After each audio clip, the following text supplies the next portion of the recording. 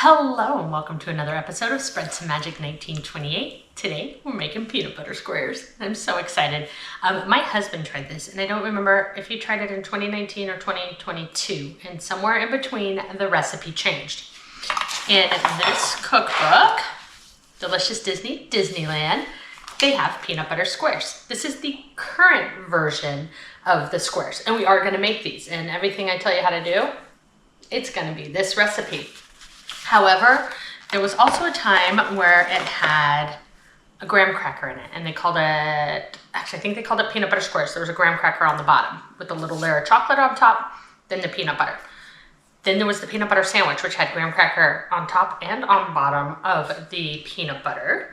And now today's version. So I have two smaller pans here. Generally, you're gonna do this with a 9x9 pan. I'm gonna layer the graham crackers at the bottom of this pan and then spread them with some of the chocolate. So there is that layer of chocolate before the peanut butter. And then eventually the whole thing gets dipped in chocolate too. So there's plenty of chocolate in this recipe. The version I saw online on how to make the ones with the graham crackers here had you just put straight peanut butter on top of them. But we're gonna use the same peanut butter mixture recipe that we're gonna use for the bars that are currently available, if that makes sense. You can chop chocolate, you can add the shortening, you can do all that. I just use the Ghirardelli chocolate wafers. Now, in the park it is milk chocolate. We like dark chocolate around here, and that's what the Ghirardelli ones are. So that's what we're gonna use. Feel free to use milk chocolate. You could get the Pound Plus bar at Trader Joe's. You can milk chocolate chips, what have you. This is easiest. So according to our cookbook here, you need 3 cups of peanut butter, creamy, in a double boiler. And to that, once that is like melty and creamy, and we're gonna take it to the stove, we're gonna add 2.5 cups of white chocolate chips. Well, you might be looking at this and saying, that ain't 2.5 cups, that's more. And you would be correct. That's because I made 1 1/3 recipe. So we can put 1/3 in here and make nice big peanut butter bars in here. Oh yeah, you wanna prepare your pans with parchment and some kind of cooking spray, grease or whatever, because these are gonna have to go in the fridge or freezer, depending how long you have, to chill and get thick. So then we can dip it in the chocolate. And then they gotta go back in the fridge or freezer before we can even try them. So this is like a recipe that will take not several hours of work, but several hours of time just because the steps. Let's see, once you have your softened peanut butter and you add your chocolate chips, once the chocolate chips are melted, we're gonna put a little bit in this pan, and then we're gonna add about 1 cup of peanut.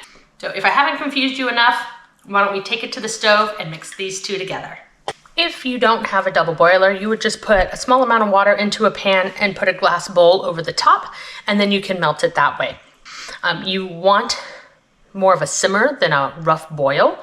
So it's already starting to get a couple bubbles. So I'm gonna add our peanut butter on top and then keep an eye on it, stirring intermittently. So you can see what melted peanut butter looks like. It's gonna be drizzable. We're almost there. I keep running into chunks here and there. Also, I think you're not supposed to use metal in these pans. So I switched to my silicone whisk from my spoon. But yeah, it's about time to add these chocolate chips. What do you say? I think we're just gonna add little by little and stir to incorporate. I did make about 1 1/3 of the recipe here, so I could put a little bit in this one. These definitely weren't as thick with the peanut butter as the other bars. Okay, once your chocolate has melted into your peanut butter, you wanna add 1 cup of peanuts. Stir to mix it in. All right, it's all mixed, so we're gonna dump it into this pan, and I suspect it's gonna fill it mostly up because these bars are thick. If you don't like peanut butter, this is not the dessert for you. Thanks for coming by. But if you're a peanut butter fan, I have a feeling either of these is gonna be a winner. And there we are. Cool at room temperature for 30 minutes, then move to the fridge for 2 hours. I know, 2 hours. That's a long time. So we'll be back in a while.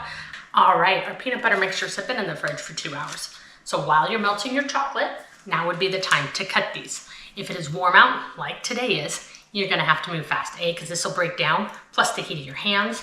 And then it has to go back and chill in the fridge, I think for at least 30 minutes and maybe even up to an hour. Basically when you can handle it and not be totally like chocolate fingers. So for the first one, we had the graham crackers. So pretty much you want the 6 pieces of graham crackers that we use. So the middle right about here. Those ones are done. My chocolate's about ready, so we're gonna cut these up real quick. So in a 9x9 pan, you would cut 9 of them. This is an 8x6 pan. So I'm gonna cut 6 like I did there, I think. I'm gonna make these 2 smaller. One. There we go. Those are done. Again, moving fast because it is hot today. Have wax paper ready on a tray, get into your fridge. I'm gonna show you one of each, and then I'm gonna finish them up and pop them in the fridge. So why don't we go with one of the smaller guys here. You're literally gonna dip, there's no way around this. This is a messy job. Try to only get one hand messy as I use both. I wanna make sure all the excess strips off. So you have plenty left. Fully covered, excess off. Place it on your wax paper, covering my finger marks. And then while the chocolate is still soft, you're going to top it with a couple, like a sprinkle of chopped peanuts. Now for the sandwich one, let's try this a little different. Got a second spoon. Cover the top with the spoon and then pull it out like this. Oh, look at that. That's much easier. Letting that excess chocolate drip off. Putting it on here. Oh, there's a lot of excess chocolate still. These were drizzled like with cross lines, but I think it needs to sit longer before that happens. Okay, so that didn't get as much excess chocolate off, as you can see. But we gotta move fast because the peanut butter melts with the chocolate. I'm gonna get these done. I'm gonna pop them back in the fridge, and then I will see you back here to give them a try. And there they are, peanut butter bars, 2 ways. This one's circa 2019 and a little before, present day. And again, I don't know when the recipe changed. We're gonna give them both a try. First, let's go with the older one. Again, on this one, if you wanted to make it, you could just use regular peanut butter. You don't have to do this like peanut butter fudge I did, but you can see the peanut butter, a chocolate layer, a graham layer, and more chocolate. Cheers. That is so good. However, I didn't get, maybe it's how I cut it, I didn't really get any of the graham, so let me do it again. That peanut butter is just so good. Now we're gonna do this one.